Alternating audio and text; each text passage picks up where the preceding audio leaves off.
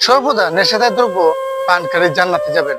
আল হাদিস এরকম অসংখ্য সুন্দর বাক্যগুলো লিখে রাখছে। মাদক সহ ধরা খেলে মনোদুলায় প্রচারে এনটিসি যুব সমাজ। তারপর সে মাদককে না বলুন। মাদক একটি সমাজ ও গোটা প্রজন্মকে অসুস্থ করে দেয়।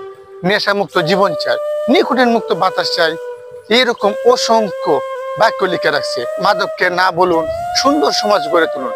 এই যে যুব সমাজের কাজগুলা আসলে প্রশংসনীয়। এরা যদি এভাবে তাদের যুদ্ধ চালিয়ে যায় তাহলে একদিন আমাদের দেশ থেকে মাদক উঠে যাবে। যে মাদক অফার করে সে কখনো বন্ধু হতে পারে না। আপনার আপন বন্ধু কখনোই আপনাকে মাদক অফার করবে না।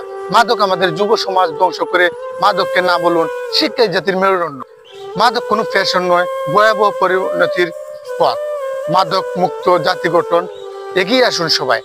এই যে মাদক পুরো সমাজকে ধ্বংস করে দেয়, আমরা যদি এখনই বর্তমানে এই মাদকের বিরুদ্ধে যুদ্ধ ঘোষণা না করি তাহলে আসলে আমাদের যে আগামী প্রজন্ম, আমাদের যে যুব সমাজ, সেই যুব সমাজকে আমরা কখনোই রক্ষা করতে পারবো না।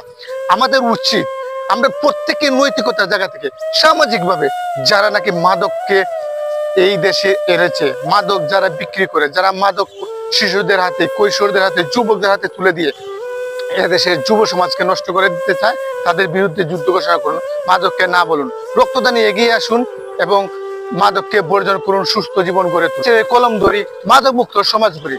বাল্য বিবাহকে না বলুন এবং বাল্য বিবাহের বিরুদ্ধে প্রতিরোধ তৈরি করুন। ইয়া বাঁকাবে, মেধা হবে না।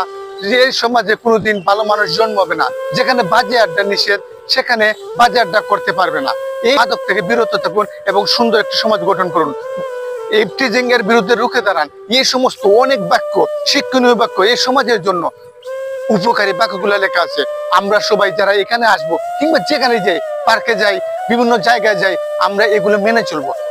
আমরা অসৎ আচরণ করবো না। মনে রাখবেন, আপনার প্রকৃত বন্ধু আপনার কখনোই আপনার ক্ষতি চাবে না।